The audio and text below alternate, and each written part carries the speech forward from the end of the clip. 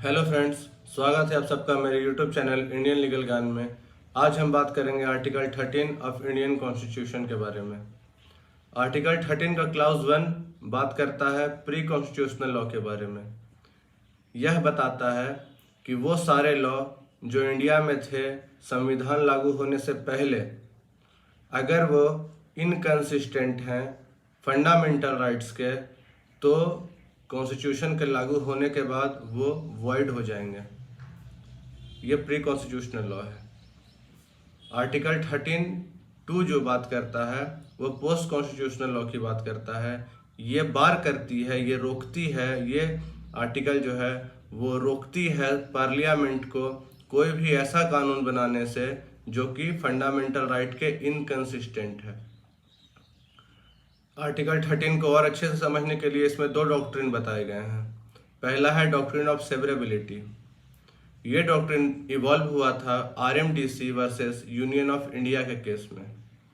यह डॉक्ट्रिन बताता है कि जो भी लॉ इनकंसिस्टेंट हैं फंडामेंटल राइट के और वो लागू हैं संविधान होने से पहले से, तो जैसे ही संविधान लागू हुआ तो डॉक्ट्रिन ऑफ सेवरेबिलिटी एक फिल्टर का काम करती है कि जो भी लॉ फंडामेंटल राइट के अकॉर्डिंगली हैं वो पास कर जाएंगे, और जो भी लॉ, जो भी प्रोविज़न फंडामेंटल राइट के इनकंसिस्टेंट हैं, उनका उल्लंघन करते हैं, वो वॉइड हो जाएंगे।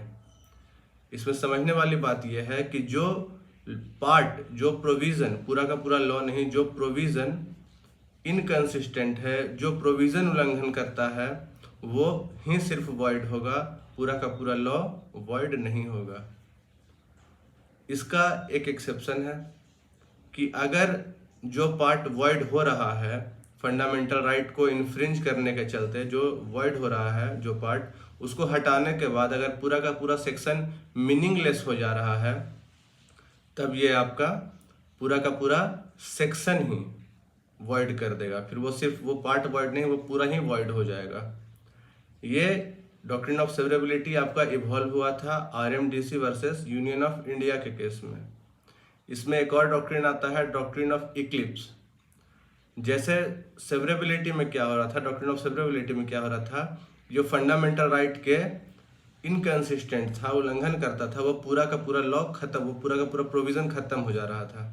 लेकिन इक्लिप्स में क्या है कि ओवर शैडो कर ले रहा है फंडामेंटल राइट जो है उस लॉ को, जो कि फंडामेंटल राइट के अकॉर्डिंग नहीं है, वो इनकंसिस्टेंट हो जा रहा है।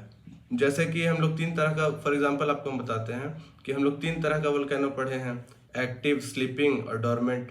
एक्टिव मतलब जो अभी कभी भी फट सकता है, स्लीपिंग मतलब कभी नहीं फटेगा, डोरमेंट मतलब सोया हुआ है, कभी भी फट सकता है, अभी फट नहीं रहा है, मरा हुआ भी नहीं है, कभी भी फट सकता है। यही है डॉक्ट्रिन ऑफ इक्लिप्स, जो कि ओवर शैडो कर ले रहा है, मतलब एक इन ऑपरेशन दे रहा है उस लॉ को, उस प्रोविज़न को, जो कि फंडामेंटल राइट के इनकंसिस्टेंट है।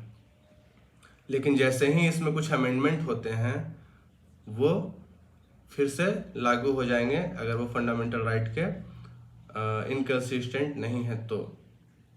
डॉक्ट्रिन ऑफ इक्लिप्स को हम लोग इस तरह से समझ सकते हैं कि कुछ प्रोविज़न है और फंडामेंटल राइट के इनकंसिस्टेंट हैं, लेकिन जो फंडामेंटल राइट है वो उसको वाइप आउट नहीं कर रहा है, पूरा का पूरा ख़त्म नहीं कर रहा है, वो बस एक उसको ढक ले रहा है, और जब भी उसमें अमेंडमेंट होता है तब वो ऑपरेटिव हो जाता है। वो वाइप आउट नहीं हुआ है, वो बुक से ख़त्म नहीं हुआ है, वो है लेकिन इनऑपरेटिव है। ये आपका इवॉल्व हुआ था बीका जी के केस में। धन्यवाद।